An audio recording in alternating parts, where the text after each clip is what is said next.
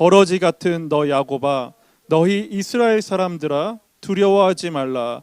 나 여호와가 말하노니 내가 너를 도울 것이라. 내 구속자는 이스라엘의 거룩한 이인이라. 아멘. 예, 죽음에 이르는 7가지 죄, 죽음에 이르는 7가지 죄라는 제목의 시리즈를 가지고서 제가 한 7주에서 8주, 총 8가지를 할 수도 있습니다. 하는 것을 우리가 제가 진행하면서 이 죄 시리즈를 함께 나누고자 합니다. 첫 번째 시간인데 오늘은 교만에 대해서 이야기를 하려고 합니다. 이 제 설교하는 말씀은 이 책입니다. 신원하 교수님이 쓰신 죽음에 이르는 7가지 죄라는 책을 가지고서 제가 요약하면서 또 하나님 말씀에 있는 것들을 함께 나누는 시간인데요. 이거를 왜 배워야 하는지에 대해서 좀 우리가 좀 함께 먼저 나눴으면 좋겠습니다. 자, 이게 이제 죽음에 이르는 7가지 대죄, 7대죄라고 해가지고 나오는 그림인데요. 아마 이 그림 혹시 보신 적 있으십니까? 7가지 대죄, 혹시 이런 거 본 적 있으세요? 우리 어른들은 없을 건데 오히려 어린이들은 있을 수도 있어요.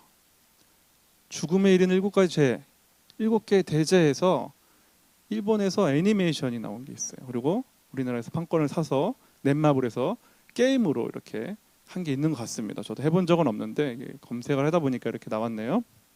우리 어린이들은 좀 들어본 적 있으시죠? 좀 일본 문화에 관심 있으신 분들도 마찬가지고, 어르신들은 잘 모르실 거 오히려 이런 제목에 대해서 7대죄, 가톨릭에서는 7종죄 이렇게 이야기하는데 혹시 들어보신 적 있으십니까? 처음 들어보실 거예요, 그렇죠? 네, 신앙생활 하시는 분도 처음 들어보고, 저도 이것에 대해서 알게 된 지 얼마 되지 않았습니다. 우리가 죄에 대해서 많은 이야기를 들었지만 7가지 대죄라고 해서 들어본 일은 거의 없을 거예요.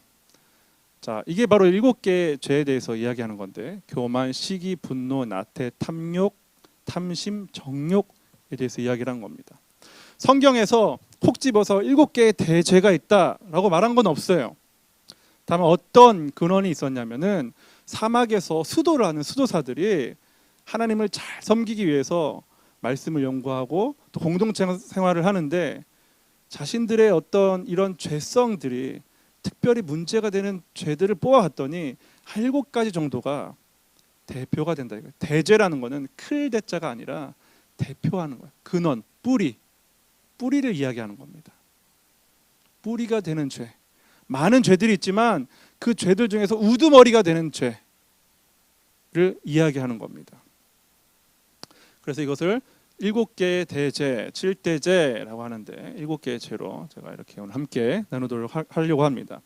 그렇다면 우리가 이 말씀을 왜 7개의 죄를 알아야 하는가? 그것이 중요하겠죠. 왜 7개를 알아야 될까요? 먼저는 이런 게 있습니다. 여러분 이솝과 이야기 아시죠? 여우와 두루미 이야기를 아실 거예요. 여우하고 두루미가 있었어요. 여우가 두루미를 초대했습니다. 자기 집에 맛있는 음식 주려고 초대했어요. 그런데 여우는 어때 표정이? 좋아요, 그렇죠? 맛있게 먹고 있고, 두루미는 표정이 어떻습니까? 팔자 눈썹이 돼가지고 표정 되게 안 좋죠, 그렇죠? 왜 안 좋아요? 먹고 싶은데 못 먹으니까 좋지 않은 거예요. 그러니까 여우가 어떻게 생각합니까? 맛있게 먹어 두루미하고 이야기를 하는 거죠. 그러니까 두루미는 어떻게 생각해요 또? 이걸 어떻게 먹으라는 거지? 그렇죠? 빨대를 주든지 아니면 긴 이게 주둥이 담아가지고 줘야 되는데 그렇지 않으니까 이 두루미가 잘 먹지 못했던 거예요. 자, 이야기가 무슨 이야기냐면은 우리가 관계를 맺으면서 살아갈 때 상대방이 무엇을 좋아하고 무엇을 싫어하는지, 무엇이 필요하고 무엇이 필요하지 않은지를 잘 알지 못하고 관계를 맺으면은 그 관계가 깨어진다는 겁니다. 마찬가지예요. 우리가 하나님을 섬기는 사람들이잖아요. 하나님께 예배드리는 사람들이잖아요. 근데 내가 하나님께 나아갈 때 하나님께서 무엇을 좋아하시고 무엇을 싫어하는지 알아야지 그 관계가 더욱더 친밀해진다는 거예요. 여러분 그럴 때 있잖아요. 상대방이 내가 싫어하는 짓을 계속하면 어떻습니까? 그 사람과 관계 맺기가 굉장히 어렵다 이거예요. 하나님께서도 싫어하는 것들이 있어요. 죄라고 부릅니다. 그것을 죄를 우리가 경계하지 않고 그것과 친밀하게 지내면 하나님께서 우리와 지내는 것이 무척 불편하시다 이거예요. 그래서 그 중에서 우리가 하나님이 싫어하는, 또 우리가 하나님과 친밀해지기 위해서 방해가 되는 것들, 대표적인 죄를 우리가 알아야 한다는 겁니다. 두 번째 이유가 있는데 왜 또 우리가 이 죄에 대해서 알아야 하냐면은, 두 번째로 우리에게 이 죄의 싸움이 우리 삶 가운데 목숨이 붙어 있는 동안 끊이지 않고 있다는 거예요. 여러분, 이 싸움은 우리가 이 7대 죄를 안다고 해서 끝나지 않아요. 뭐 적을 알고 나를 알면 백전백승은 아니에요. 그렇게 간단한 싸움이 아닙니다. 적을 알고 나도 알아도 쉽지 않은 싸움이라는 거예요. 그래서 우리는 이 죄에 대해서 잘 알아야 됩니다. 더 잘 알아야 돼요. 그만큼 어려운 싸움이기 때문에. 그리고 이 싸움이 우리에게 목숨이 붙어 있는 한 끊이지 않고 있다는 사실도 끊임없이 기억해야 돼요.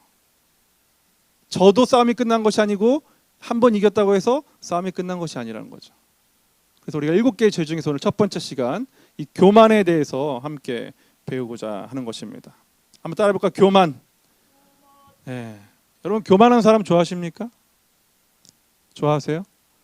없을 거예요. 교만한 사람 좋아하는 사람은 아무도 없어요.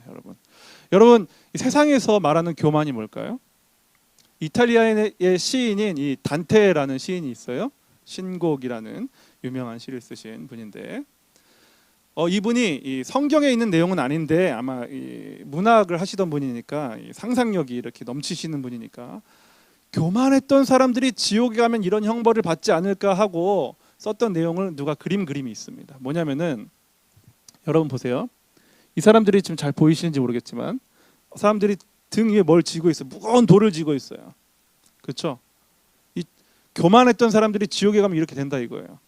이건 단테의 상상입니다. 단테의 상상인데, 교만이란 건 뭐예요? 고개를 빳빳이 들고 위를 쳐다보고 있는 교만이에요. 그래서 그렇게 살았던 사람들은 지옥에 가면 어떻게 된다고요? 고개를 쳐들을 수 없을 만큼 무거운 돌을 두고서 영원히 살아내야 된다 이거예요. 그런 죄의 속성, 교만의 속성을 가지고서 지옥에 대한 이야기를 했던 사람이 바로 이 단테입니다. 저는 이 의견이 뭐 실제 지옥이 그렇게 되어 있는지 모르겠지만 그럴 수 있겠구나라는 또 한번 생각을 해봤어요. 전혀 뭐 근거는 없지만 생각을 한번 해볼 수 있었다 이거예요. 문학적인 상상으로. 여러분, 그렇다면 성경에서 말하는 교만은 뭘까? 성경에서 말하는 거. 세상에서 말하는 교만, 그러니까 고개 빳빳이 들고 있는 걸 교만이라고 이야기하는데, 성경에서 말하는 교만은 뭐예요? 나를 상대보다 높이는 거예요.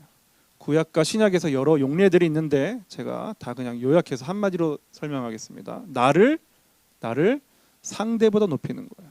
그게 뭐라고요? 교만한. 이렇게 얘기하죠. 이 교만한 사람. 그러니까 이 교만이란 말은 관계 용어예요. 관계 용어. 아무도 없이 무인도에 있는데 교만할 수 있겠어요? 인간관계에선 그럴 수 없겠죠. 그렇죠?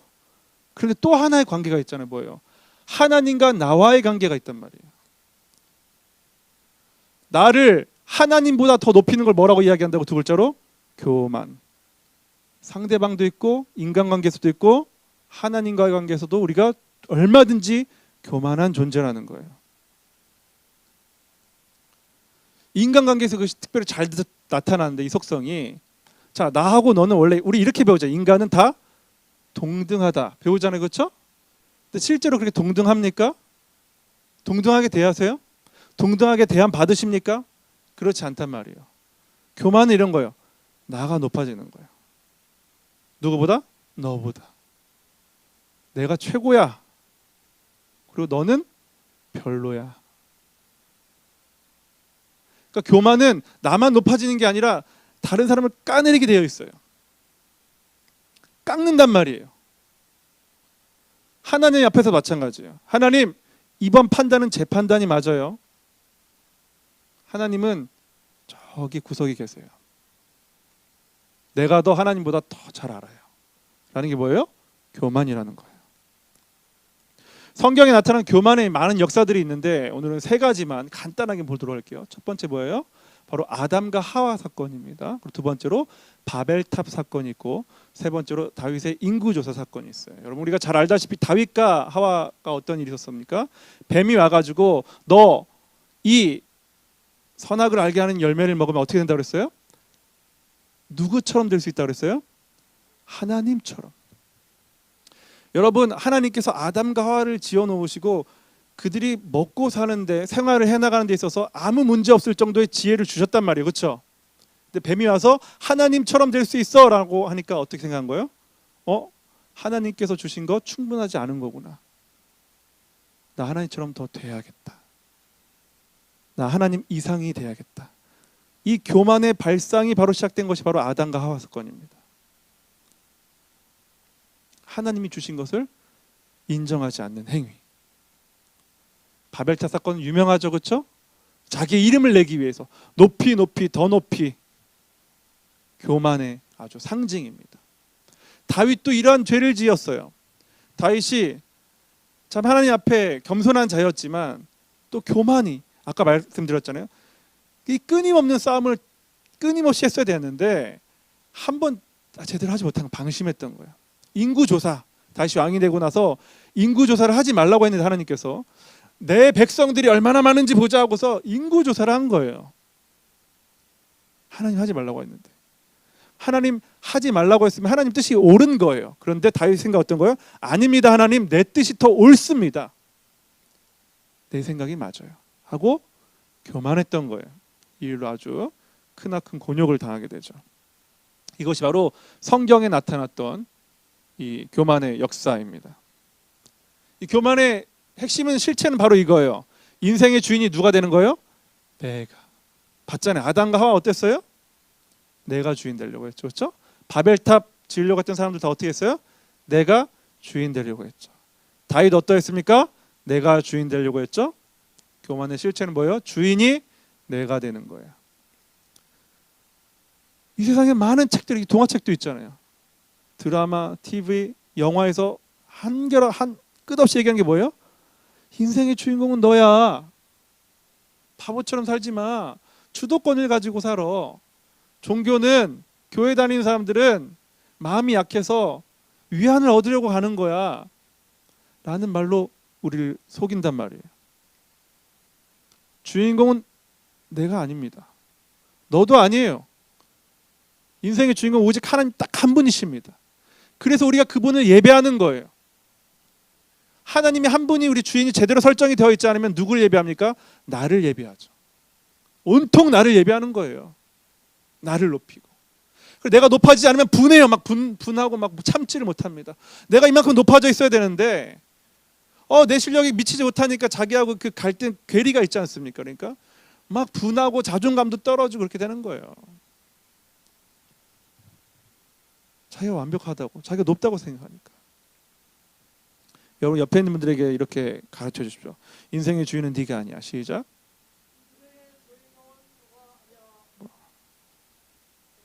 너라고 하니까 좀 그렇습니다. 당신이 아닙니다. 아니에요. 주인공 되지 못해서 서러우십니까? 서운하세요? 주인공 되지 못해서? 우리 주인공은 오직 하나님 한 분이십니다. 서운할 것도 없고 서러울 것도 없어요. 서운한 마음, 서러운 마음 어디서 오는 거라고요? 내가 주인공 되고 싶은 마음에서 오는 거예요. 내 마음이 서운하고 서러워지면 뭘 점검하면 돼요? 아이고, 내가 교만해지고 있구나. 교묘하게 들어옵니다. 어떤 감정으로, 호르몬으로 우리에게 들어오는 것처럼 이야기하는 것 같지만 그렇지 않아요. 교묘하게 들어와요. 교만이란 건 이렇게 교묘하게 들어옵니다. 죄는 이렇게 무서운 거예요. 그래서 이 교만한 사람들이 자주 쓰는 말들이 있어요. 주어가 달라요. 주어가 뭐냐면 내가요. 내가, 나는, 인생의 주인이 나니까 막 열심히 뭐 한 다음에 나는 이거 해야 돼. 나는 내 시간을 가져야 돼. 나는 이걸 누려야 돼. 나는 이걸 먹어야 돼. 주인이 누가 되어 있는 거예요? 시간의 주인을 우리가 누구라고 고백합니까? 우리 건강의 주인을 누구라고 고백하냐고요? 하나님이라고 고백하잖아요. 근데 뭐라고 이야기해요? 말끝마다 나는 내가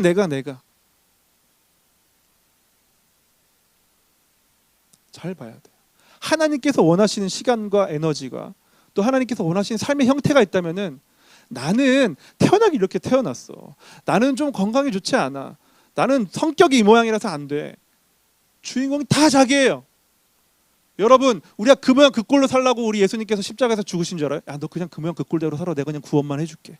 너에게는 성화는 필요 없어 라고 하신 줄 아냐고요. 그렇지 않아요. 우리 예수님께서 십자가에서 죽으실 때 그 모든 죄의 능력을 다 소멸하시고 하나님의 거룩한 능력으로 우리를 옷 입길 원하시고 그렇게 우리를 부르신 거란 말이에요. 그러니까 우리의 모든 그 싸움을 싸워나가는 거야. 나를 죽이는 싸움. 그래서 이 인생의 주인공이 바꾼 사람들은 이렇게 말하죠. 하나님이. 요셉이 그런 사람, 요셉이. 자기의 그 감옥 갇히고 형들한테 팔리고 억울한 일 당하고 이런 일들 다 봤더니 억울하게 생각했어요. 마지막에 딱 봤더니 울면서 눈물 흘리면서 깨달은 게 뭐예요? 하나님이 나를 이곳에 보내셨구나. 하나님이, 주인공이 하나님이 되니까 그 모든 억울함과 분노가 한순간에 다 사그라졌어요. 원망 다 사그라졌어요. 하나님이 하셨구나. 주인공이 하나님이셨구나. 내가 주인공이 아마 화병 나가지고 견디지 못했을 거예요. 형들, 나를 팔아먹었던 형들 가만히 두질 않았을 거예요. 그렇게 하지 않았어요. 왜요? 주인공이 하나님이신 걸 정확히 알았거든요. 내 인생의 역사는 하나님이 써가시는구나. 하나님이. 그래서 우리 이렇게 고백하는, 하나님이 하십니다. 교만한 사람들 뭐라고 그래요? 내가 합니다. I can do it. 영어로. 아니에요. 하나님이 하시는 거예요. 물론 수고는 우리가 합니다. 수고는 우리가 합니다. 근데 그 수고를 하시도록 하나님께서 우리를 부르신 거예요. 야, 넌 수고해. 하지만 그 자리에 내가 너 부른 거야. 그러니까 우리 뭐 해야 돼요? 수고해야 돼요. 수고하기 싫어. 누가 다 수고하기 싫어 좋아하는 사람 누가 있어요? 다 싫어하죠. 그게 뭐라고요? 교만이라고. 교만. 물론 막 너무 몸이 힘들고 아프고 그럴 때도 있죠. 그러나 그 죄의 속성을 잘 보라 이거예요. 어디에 그 뿌리가 있나? 교만에서 왔다는 거예요. 제가 이 말씀을 준비하면서 얼마나 마음에 찔렸는지 몰라요. 제가 만약에 우리 오상빈 목사님이나 최 목사님께서 이 설교를 하셨으면은 저 최 목사님이랑 오상빈 목사님은 이거 나들이라고 하는 얘기인가 이렇게 생각할까 싶었어요. 너무 다 찔리는 거야. 이게 교만이구나. 이게 교만이구나. 와, 이거를 잘 경계하고 살아야겠구나.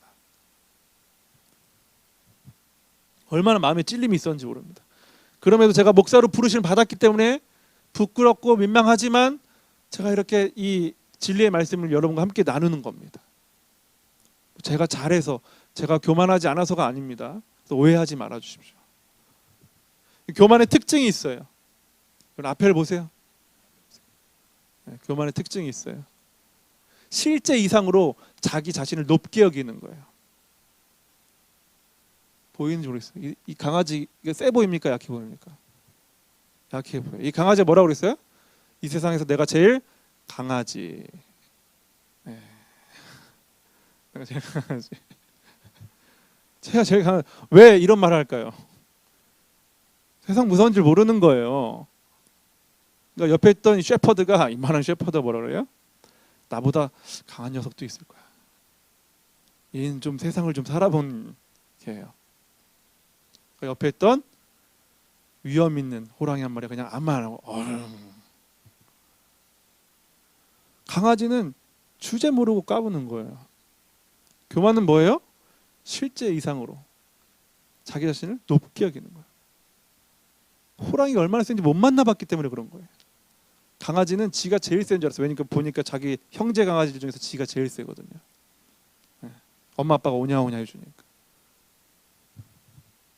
이게 실체라는 거예요. 교만의 실체. 자, 그렇다면 교만과 건강한 자아는 어떤 차이가 있겠어요? 그럼 맨날 나 쭈구리처럼 쭈구려 살라는 건가? 이게 아니에요. 교만과 건강한 자아는 달라요. 성경에서 말하는 건강한 자아는 제가 이렇게 요약을 한번 해봤어요. 좀 잘 보이실지 모르겠지만 읽어보실 수 있으실까요? 한번 읽어볼까요? 시작. 나는 작고 연약하지만 하나님의 계획으로 태어났고 예수님의 사랑을 받고 있는 존재야. 또한 성령님의 보살핌을 받아 쑥쑥 자라서 반드시 열매 맺게 될 거야. 이게 건강한 기독교적 자아상이에요. 교만하지 않아요. 왜요? 자기 잘난 게 아무것도 없어요. 나는 작고 연약하지만 하나님의 계획으로 태어났고 예수님의 사랑을 받고 있는 존재고 우리 성령님의 도움과 보살핌을 받는 존재이기 때문에 내가 자랑할 게 아무것도 없어요. 근데 쑥쑥 자라날 거예요. 주시니까. 그리고 열매 맺게 될 거예요. 그래서 복음을 잘 누리는 자, 건강한 자아상을 가진 사람들은 낙심할 것도 없어요. 실망할 일도 없어요. 왜요? 내가 주체가 아니니까 괜찮은 거예요. 난 연약하지. 그러나 그 연약함을 이기게 해주시는 우리 하나님의 능력이 우리를 늘 감싸주신다 이거예요. 그게 바로 우리의 정확한 자아상입니다. 교만하고는 달라요. 나 잘났어. 내가 열매 맺게 한 거야. 이게 아니라고요. 대표적인 교만한 성경에 나타났던 인물들이 있죠. 바로 바리새인들이에요. 바리새인들이 이렇게 그랬어요. 하나님, 내가 이것도 했고요. 저것도 했고요. 나는 저 사람들보다 기도도 많이 했고요. 말씀도 더 많이 알고 있고요.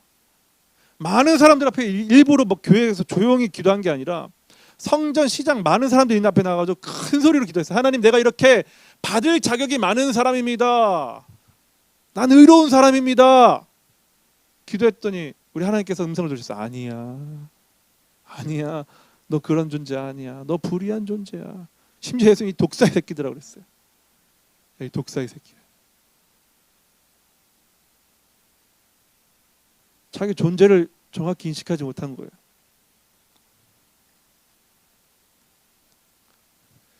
이 교만은요, 공동체와 굉장히 밀접한 관계를 가집니다. 여러분, 교만은 어떤 용어라고 그랬어요? 관계 용어라고 했죠, 그렇죠?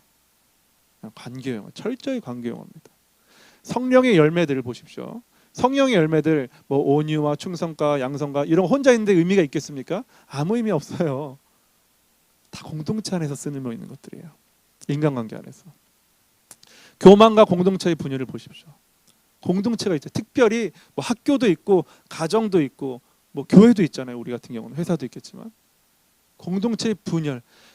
교만한 사람도 어떻게 해갑니까? 네 말은 다 틀렸고 내 말은 다 맞아. 너는 불의하지만 나는 의로워. 교만한 사람들이. 김장당 그때 우리 집사님도 권사님도 모이면 어떻게? 아니 그 소금을 그만큼 10분을 절이면 어떻게 30분을 절여야지. 아이고 교만한 거예요. 그거 다. 15분 절이면 안 됩니까? 30분 절이면 안 되냐고요. 아니 액젓을 왜 그만큼 넣었어? 저희 시골 갔더니 그냥 생선을 막 이만한 걸 막 넣어가지고 그냥 저는 시골 가면 밥을 못 먹고 라면 일주일 동안 라면만 먹고 왔어요. 그래서 거긴 그게 방식이 있는 거예요. 바닷가에는 그 바닷가 그 보니까 전 세계 모든 그 바닷가에 사는 사람들이 통으로 생선을 넣더라고요. 이렇게. 저는 그걸 못 먹어요, 잘. 거기 방식이 있는 거고 여기 방식이 있는데 교회 집사님도 권사님도 그냥 자기 말이 다 맞다고 그러니까 그냥 이 사람 기분 상해가지고 나 안 할래 내년부터 안 할래 김치 사 먹지 뭐 이걸 왜 사냐고. 전국의 모든 교회들이 다 그러고 있어요 지금. 네? 올 좀 코로나 때문에 몇 년 좀 잠잠했어요. 네. 우리 하나님께서 얼마나 그거 보기 싫으셨으면 코로나를 주셨는지 모르겠어요. 교만이 그런 거예요. 야 그래? 고춧가루 이번에 중국산도 좀 써볼까? 김 집사님 말대로. 그래 뭐 써보지 뭐. 맛없으면 김치찌개 끓이면 돼. 이러면 되는 거잖아요. 김치찌개는 어떤 걸로 끓여도 웬만하면 맛있거든요. 여기다가 다시다 넣으면 되니까. 다시다도 넣어보자. 그럼 다시다 넣으면 좀 어떻습니까?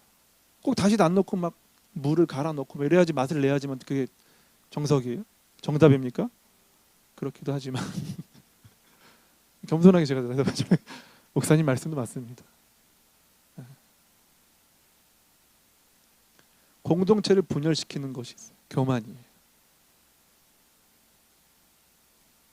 이 교만은 얼마나 이 영리하게 활동을 하는지 끊임없이 교만이 활동합니다. 우리가 하나님의 은혜를 받으면 어떻게 돼요? 교만한 사람도 어떻게 돼요?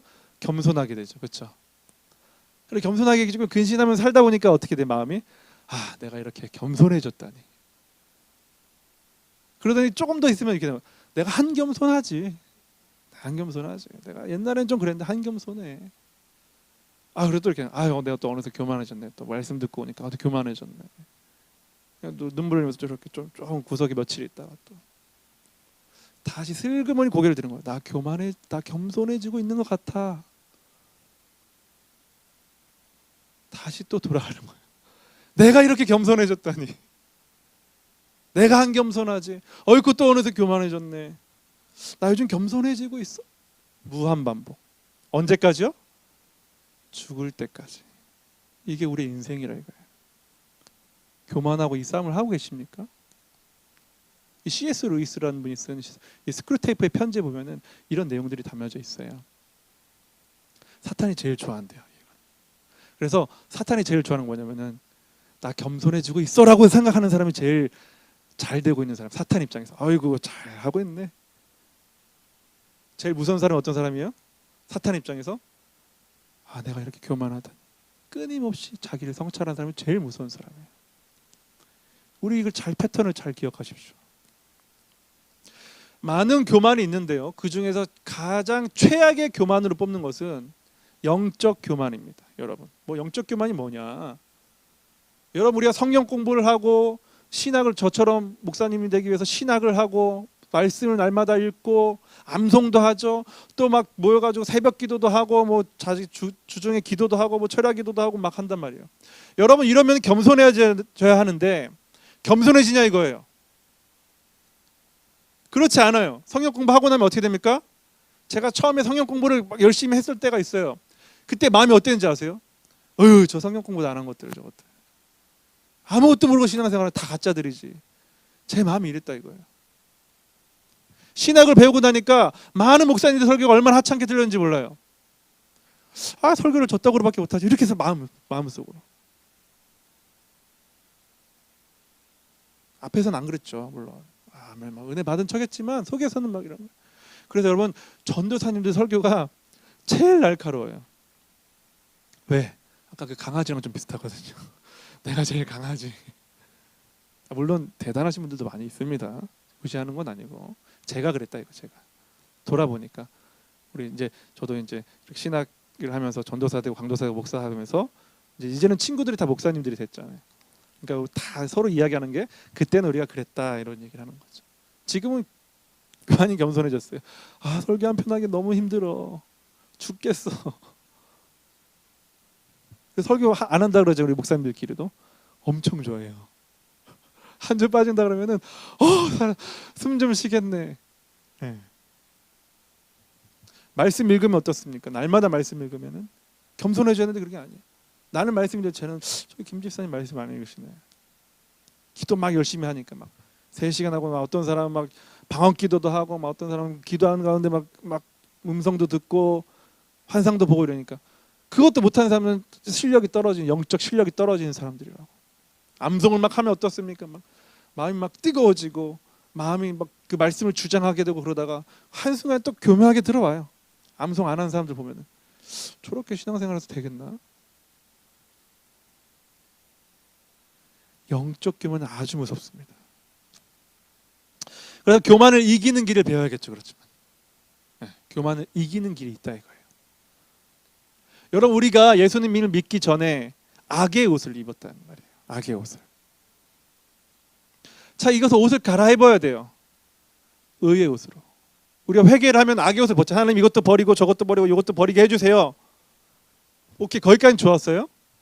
그 다음에 안 하는 게 뭐냐면 바로 옷을 갈아입지 않은 거예요. 벗어놓고 이렇게 다니는 거예요. 여러분 벌거벗은 임금님 이야기 아시죠? 옷을 벗은 것까지는 좋았어요. 그런데 사람들이 뭐라 그래요? 바본가 봐. 죄를 버리는 것까지는 좋았는데 그 다음에 옷을 입어야 될 거 아니에요. 부끄러운 줄 알고. 의의 옷을 입어야 돼요. 의의 옷을. 교만의 옷을 벗으면 뭘 입어야 돼요? 겸손의 옷을 입어야죠. 교만의 옷 벗고서 가만히 있는 게 아니라 옷을 갈아입는 그 의지를 들여서 수고를 해야 한다 이거예요.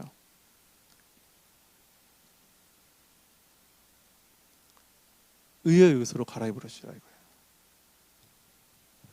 우리가 이 의의 옷을 잘 갈아입기 위해서는 주제를 파악해야 됩니다. 주제를 파악해야 돼. 무슨 주제를 파악하냐면 내가 어떤 존재인지 내가 어떤 수준인지 파악해야 한다 이거예요. 수준 모르고 까불면은 안 된다는 거죠. 여러분 아까 우리 강아지 봤잖아요. 강아지. 호랑이 봤잖아요. 근데 강아지가 뭐라고 그랬어요? 내가 제일 강아지 이랬단 말이에요. 호랑이 입장에서 보니까 어떤 거예요? 우스운 거란 말이죠. 상대할 가치도 없을 만한 우스운데 우리 하나님 입장에서 인간을 보자 이거예요. 우리가 얼마나 교만합니까? 얼마나 끊임없이 교만하냐 이거예요. 근데 하나님 입장에서 보면은 우리가 아무것도 아닌 존재들이 교만해질 수 있는 이유가 있을 거란 말이죠. 교만해진 근거들이 있을 거 아닙니까? 왜 그런 거예요? 내 참 모습을 알지 못해서 그래요. 2 더하기 3은 7이야 우기는 거랑 똑같은 거예요. 그럼 뭐라 그래요? 여러분 2 더하기 3이 뭐예요?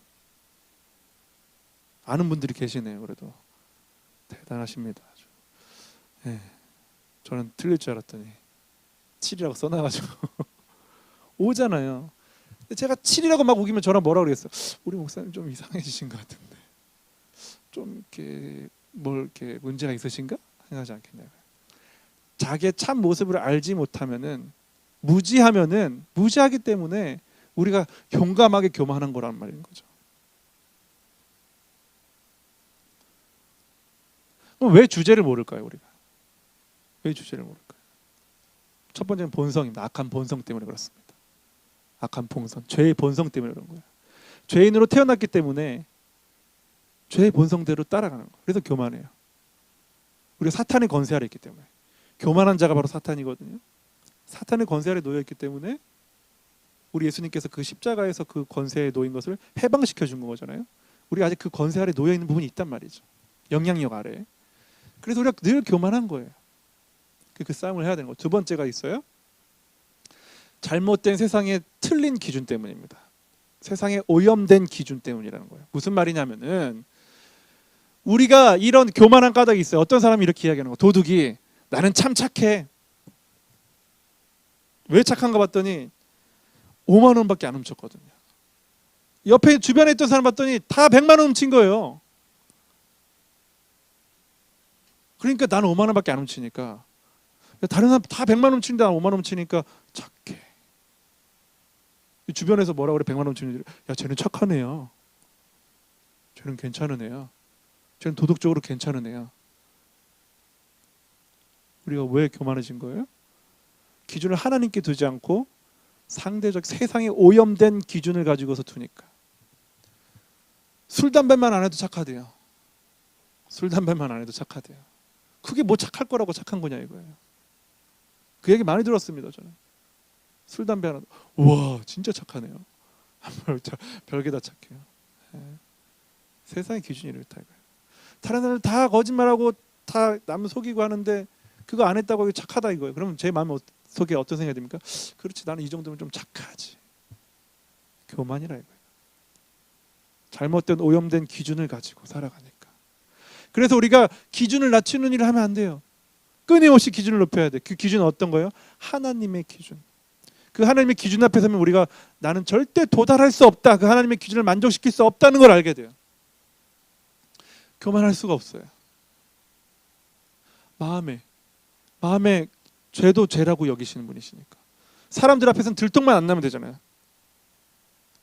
제가 난 저 김 집사님 되게 싫은데 표정을 김 집사님 온화하게 표현 짓고 있어요. 모를 거 아니에요. 절대. 근데 하나님 아신다고요. 야, 너 죄진 거잖아. 그게 하나님의 기준이란 말이죠.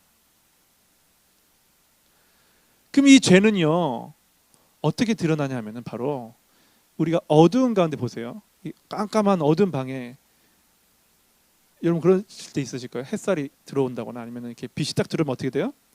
딱 켜지면서 아무것도 깨끗이 괜찮았던 것 같은데 이 햇살이 들어오면서 빛이 들어오면서 먼지가 이렇게 보인단 말이에요. 그렇죠? 내가 이렇게 더러운 곳에서 숨 쉬고 있었어? 생각이 들 때가 있잖아요. 먼지 풀풀 날리고.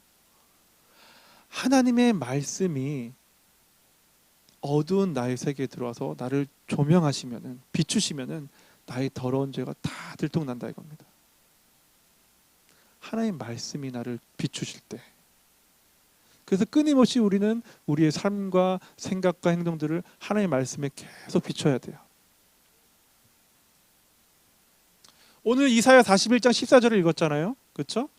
한번 같이 읽어볼까요? 시작. 버러지 같은 너 야곱아 너희 이스라엘 사람들아. 여기까지요. 하나님께서 이렇게 부르는 거예요. 벌레 같은 놈들아. 여러분 왜 이렇게 말씀하셨는지 아세요? 자기 이 야곱 그러니까 유대 나라와 유다와 이스라엘 북이스라엘은 자기들이 괜찮은 사람들이라고 착각하고 있었거든요. 하나님을 잘 섬기고 있다고 착각하고 있었어요.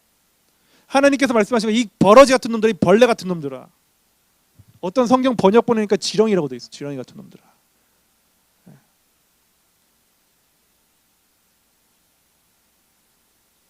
자기 존재 잘 보는 거예요. 여러분 지렁이 좋아하시죠? 보기도 싫어. 저도 이거 준비하면서 보기 되게 싫었어. 근데 제가 왜 준비한지 아세요? 죄가 이렇게 혐오스러운 거예요. 징그러운 거라고요. 근데 이게 징그럽고 혐오스럽고 더럽고 냄새나는 건지 우리는 모르고 살고 있다는 거예요. 하나님의 거룩하심 앞에 서면 우리는 이렇게 더럽고 혐오스럽고 먼지 나고 냄새나는 존재입니다. 절대 교만할 수가 없어요. 교만할 수가 없어요. 그런 존재입니다.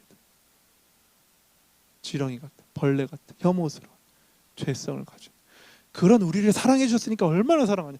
여러분 제가 비 오는 날 땅밖에 나가가지고 지렁이들이 땅밖에 튀어나오고 사랑스러워하고 있으면 어떻게 보이겠어요?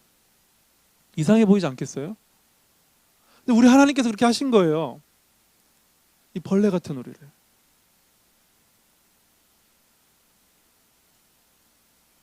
이게 우리의 실체예요. 말씀을 통해서 나를 제대로 볼 수 있습니다. 우리 하나님의 말씀을 통해서. 그 아침마다 큐티하는 게 되게 중요해요. 여러분 큐티하실 때 기계적으로 하시겠지만 그렇게 하지 마세요.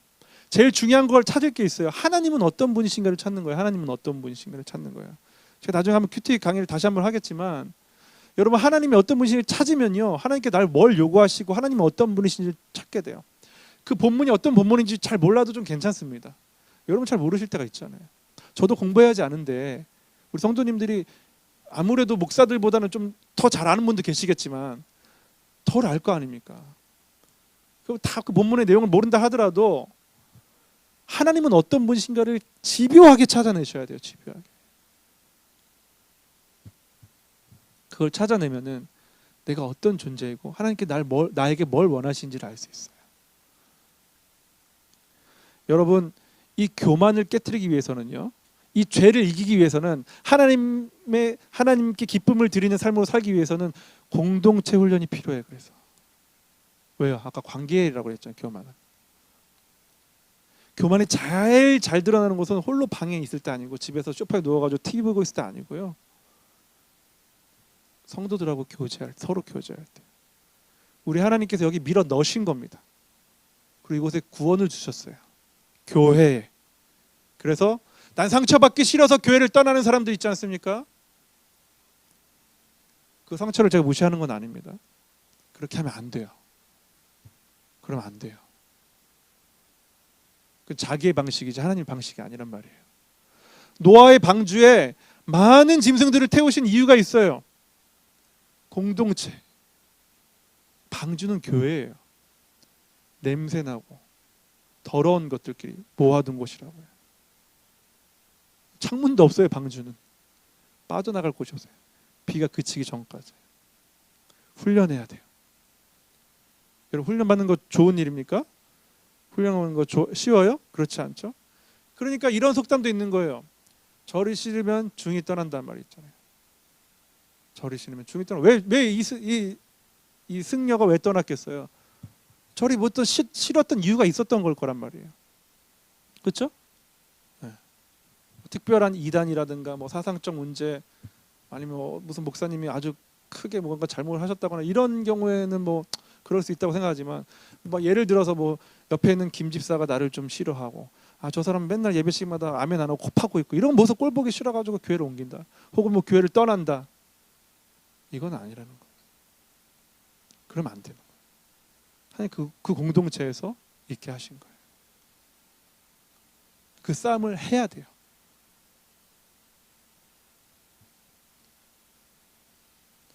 여러분 이 교회에는 각가지 형태의 여러 사람들이 있잖아요.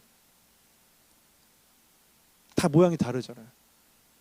떨어져 있으면 문제가 없는데 뭉쳐놓으면 어떻게 되겠냐고. 이렇게 뭉쳐놓으면 폭발하는 겁니다. 다툼이 일어나고. 코로나 때 우리 교회들이 다 잠잠했던 이유가 있는 거예요. 그러니까 그래도 싸울 일이 없어요. 안 모이니까. 공동체 훈련이 필요하다는 거예요. 부딪히면 아픕니다. 생각해 보세요. 이 뾰족한 것들끼리 모이면 부딪히면 안 아프겠냐고요. 아프지. 아픈 거 당연한 겁니다. 그러니까 아픈 거에 대해서 이렇게 이상하게 생각하지 마세요. 아픈 건 당연한 거예요. 그걸 피하고 두려워하시면 안 돼요. 하나님께서 이걸 통해서 교만을 훈련시키시는 거예요. 그런데 훈련 받는 거 좋아하는 사람 아무도 없잖아요. 교만과 싸우기 위해서는 훈련이 필요해요. 과정이, 훈련들이. 우리 오 목사님 이 훈련 잘 하시잖아요. 그렇죠? 오 목사님 유일하게 여기서 군대 훈련 받으시는 원로 목사님 계시겠죠. 저는 군대를 안 갔다 와가지고 한 달밖에 안 갔다 와가지고 훈련을 받다 말았어요. 다른 친구들 40kg 메고 다닐 때 저는 총 한 자루 메고 이렇게, 군화 신고 갈 때 저는 운동화 신고 가고 이렇게 10kg만 하고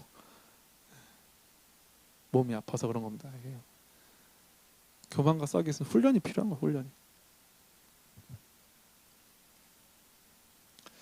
여러분, 교만과 겸손의 차이는 거예요. 교만은 나를 드러내는 거고 겸손은 나를 부정하는 거예요. 자기 부인이라고 말하죠. 교만은 끊임없이 자기를 나타냅니다. 나는 이거 해야 돼, 나는 저거 해야 돼. 계속 교만이에요. 그거예요. 겸손은 뭐예요? 나는 이런 사람이지만 우리 하나님께서 나를 이걸 원하시니까 내가 나를 부인하고 내가 예수님의 성품을 닮아가는 사람으로 살아가겠어 라는 게 겸손이에요. 그렇기 때문에 우리가 겸손을 향하여 가야 됩니다. 겸손을 향하여. 예수님께서 이렇게 얘기하시죠. 나는 마음이 온유하고 겸손하니.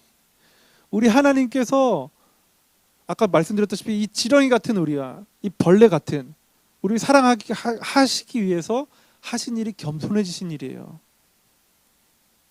아기 예수님은 오셨잖아요. 얼마나 겸손해졌으면 한 여자의 도움 없이는 살아갈 수 없는 어린 아이의 몸으로 오셨잖아요. 똥기저귀도 갈아줘야 되고 엄마의 그 젖을 먹지 않으면 살 수 없는 존재로 연약하게 태어나셨고. 왜 그렇게 하신 거예요? 겸손하신 분이시기 때문에 그런 거예요. 사랑하기 위해서.